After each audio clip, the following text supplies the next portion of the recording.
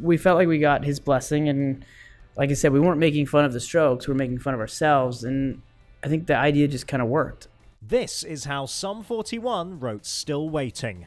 The track turns 20 years old this year and has been certified silver in the UK. Here's Deryck Whibley on how it came together. The writing process for Still Waiting was kind of funny because the whole record was done, and it was a last-second idea I came up with. And I remember showing it to the guys, and everyone thought it was strong. It didn't sound like anything else on the record that we were doing quite at that moment, and I just really quickly had to get it done because we were so close to finishing this record. And I just kind of threw out some lyrics really quickly, and it was right around the time that there was all this talk about, George Bush and Tony Blair were talking about going into Iraq. Even though we were only 21, 22 at the time, we didn't believe that made sense to us, and I wrote that song. I wrote all those lyrics about that.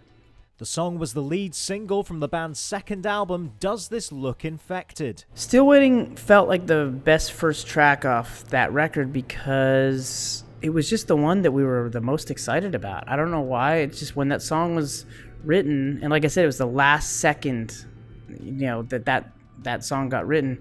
We just kind of knew it right away that had to be the first song. That's how we felt like we wanted to represent that record. The music video has now been viewed over 80 million times on YouTube.